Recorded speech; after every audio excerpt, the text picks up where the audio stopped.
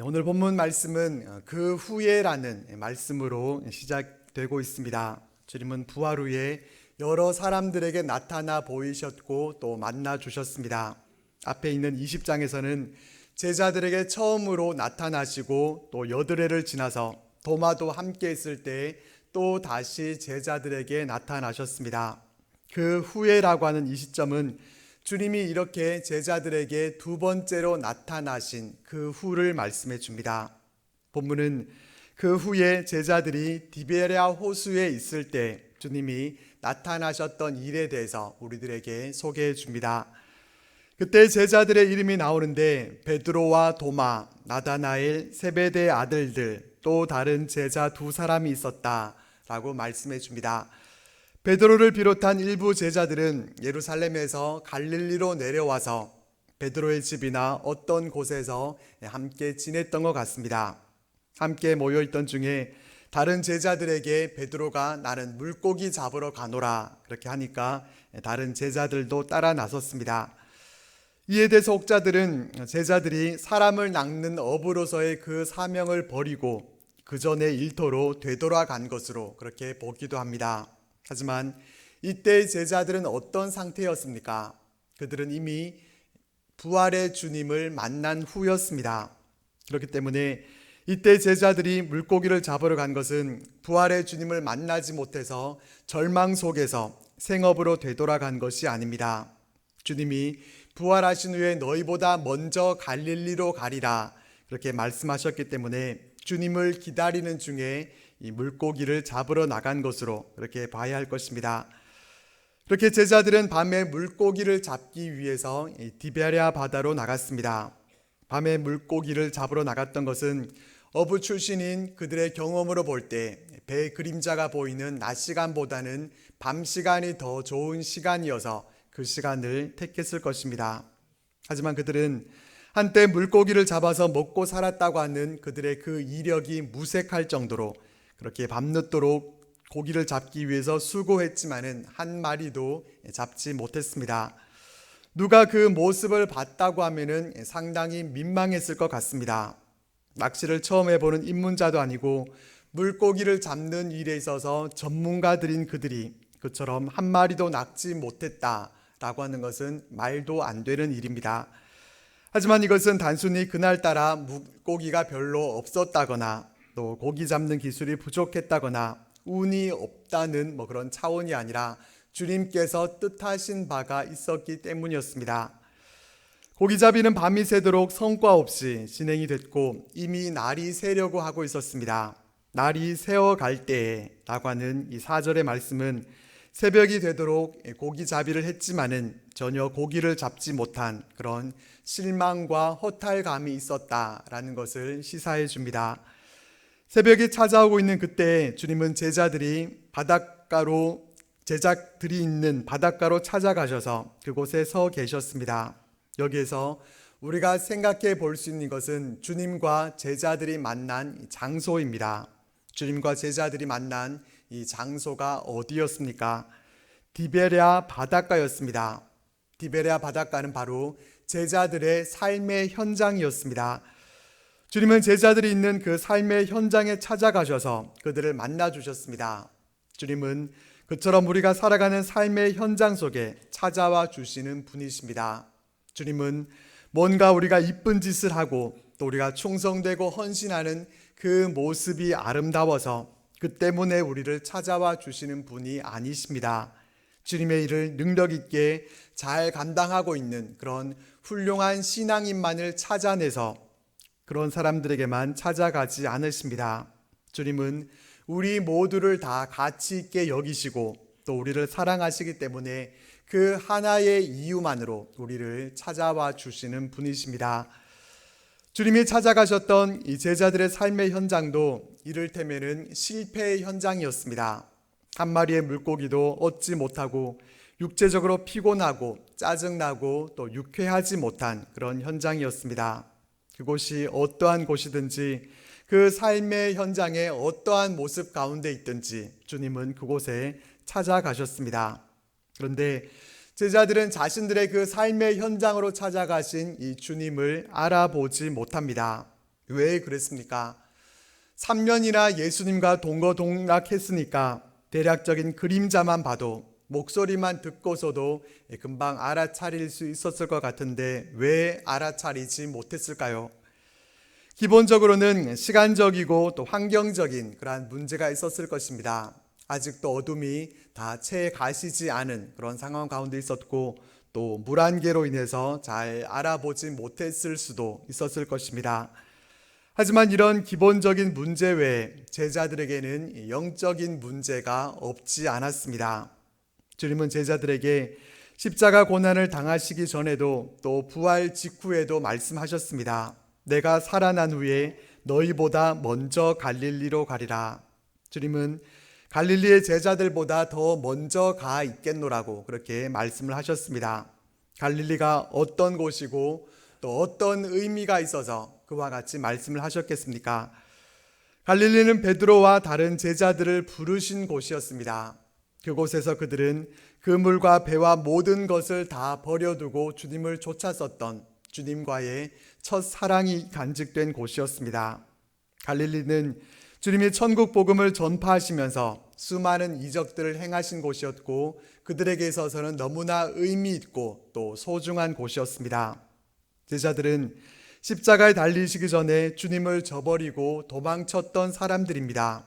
세상적인 관점으로 본다면은 그들은 다 배반자들이었고 어떻게 보면은 주님이 제자들을 양육하는 일에 있어서 실패했다고 말할 수밖에 없을 정도로 그들은 그렇게 실망스러운 모습을 보여줬습니다.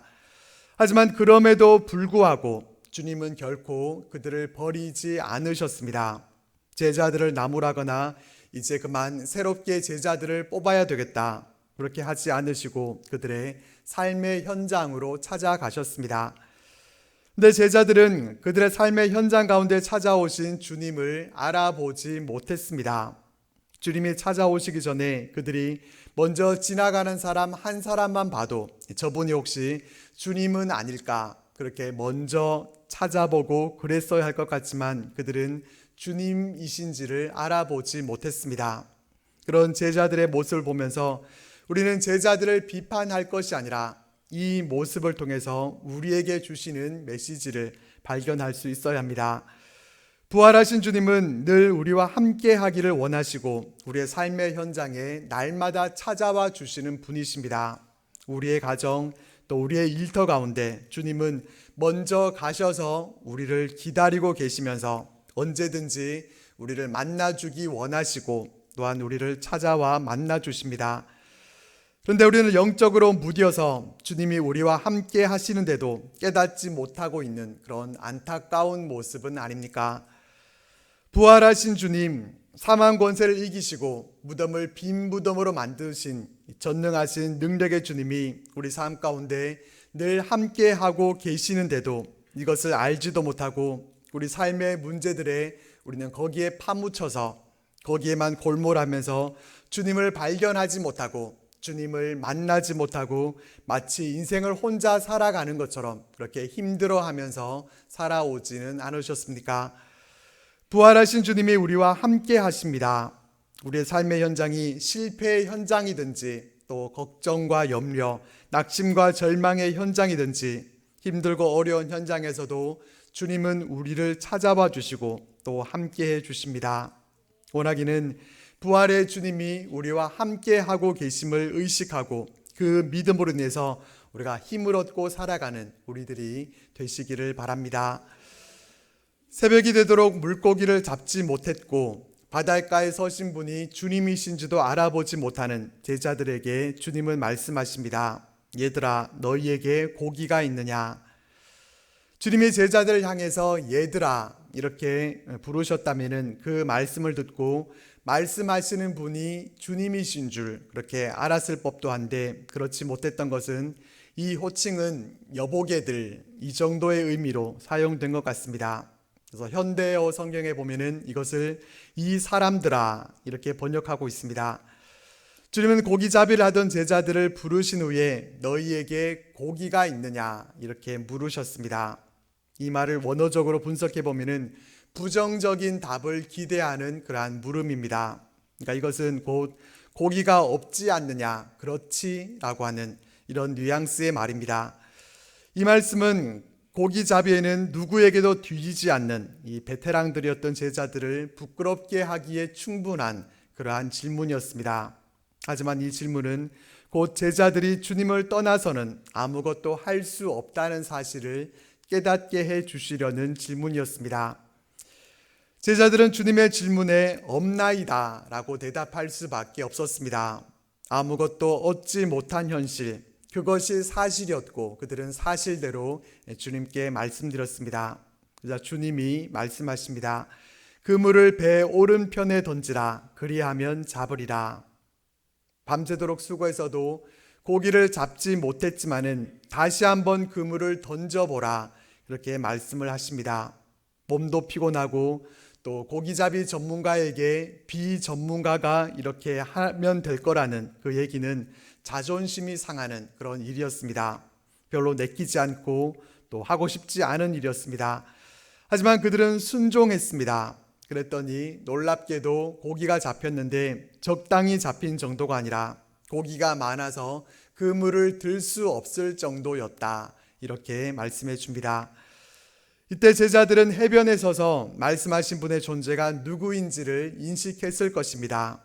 우연이라고 하기에는 상상할 수도 없는 그런 명백한 이적을 경험한 이 제자들은 그분이 바로 주님이심을 알아차리게 됩니다.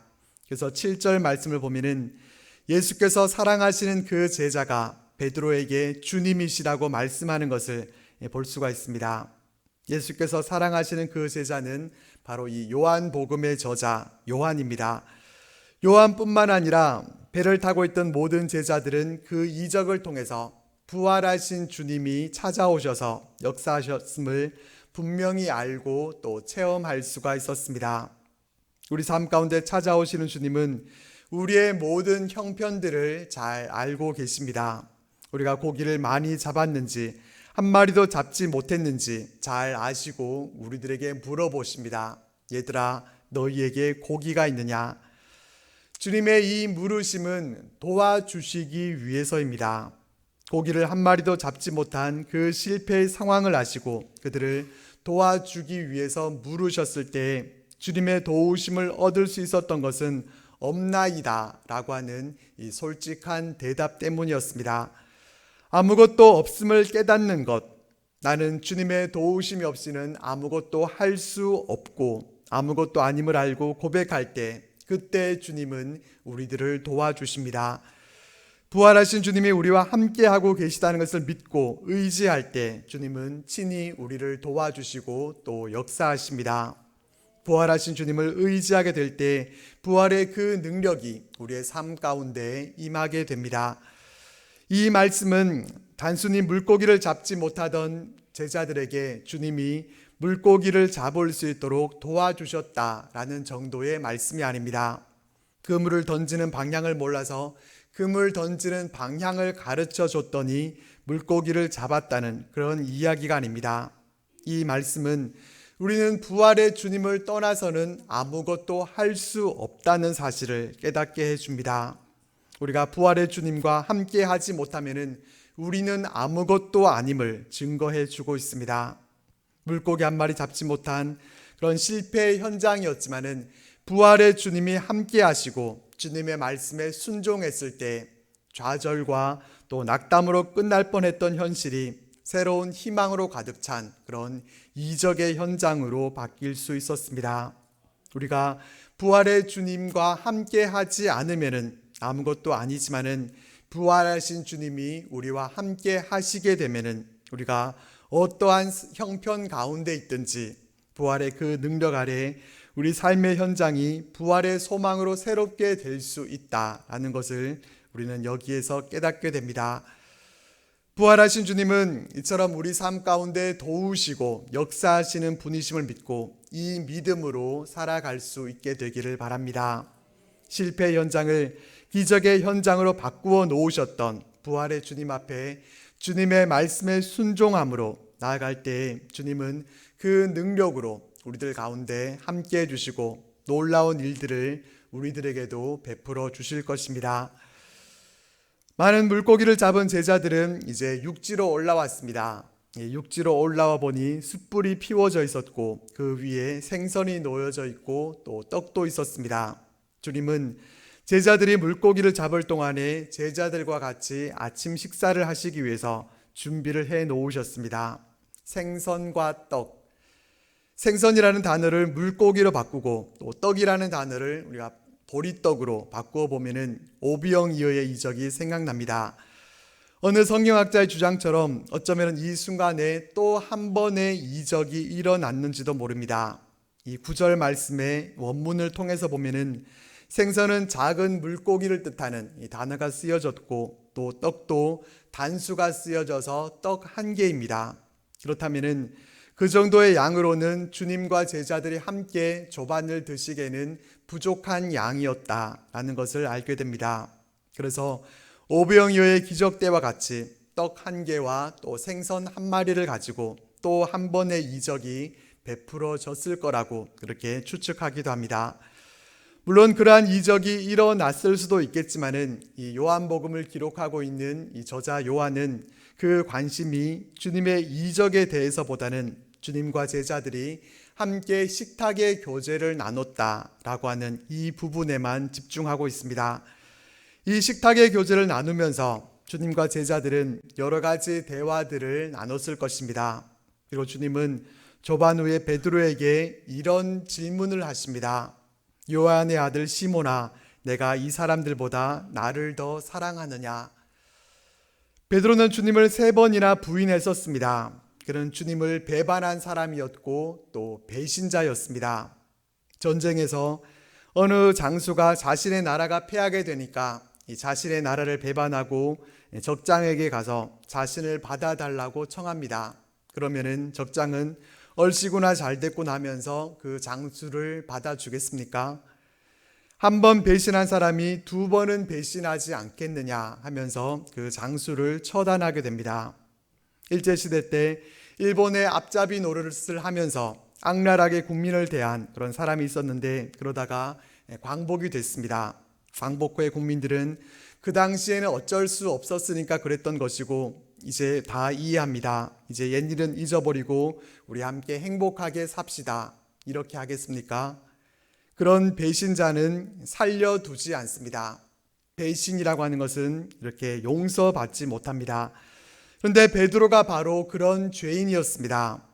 그런 그에게 주님이 나를 더 사랑하느냐 물으십니다.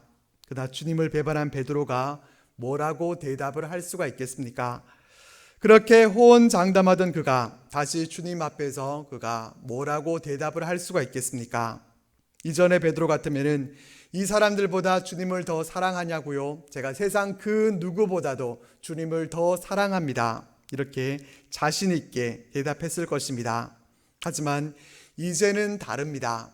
더 이상 다른 사람과 비교하고 싶지 않았고 또 말로 실수하고 싶지 않았을 것입니다. 베드로는 이렇게 고백합니다. 주님 그러하나이다. 내가 주님을 사랑하는 줄 주님께서 아시나이다. 비록 자신은 배반자이지만은 주님께서 자신을 잘 아시는 것에 근거해서 그는 고백합니다. 제가 주님을 3번 부인하기는 했지만은 주님을 사랑하는 마음만큼은 사실입니다. 그의 진실한 마음을 다해서 대답합니다. 주님은 다시 베드로에게 물으십니다. 다른 사람들과 비교해서 내가 나를 아가페의 사랑으로 사랑하느냐? 라는 이 첫 번째 질문에서 이번에는 주님과의 1대1의 관계에서 내가 나를 아가페의 사랑으로 사랑하느냐? 이렇게 물으십니다. 베드로는 이번에도 자신 있게 대답할 수가 없었습니다. 내가 주님을 아가페의 사랑으로 사랑하노라고 그렇게 대답할 자신이 없었습니다. 베드로는 그보다는 차원이 낮은 사랑, 우정의 관계를 나타내는 필레오의 사랑으로 주님을 사랑합니다. 라고 다시 대답합니다. 주님은 3번째는 베드로에게 달리 물으십니다. 내가 나를 필레오의 사랑으로는 사랑하느냐?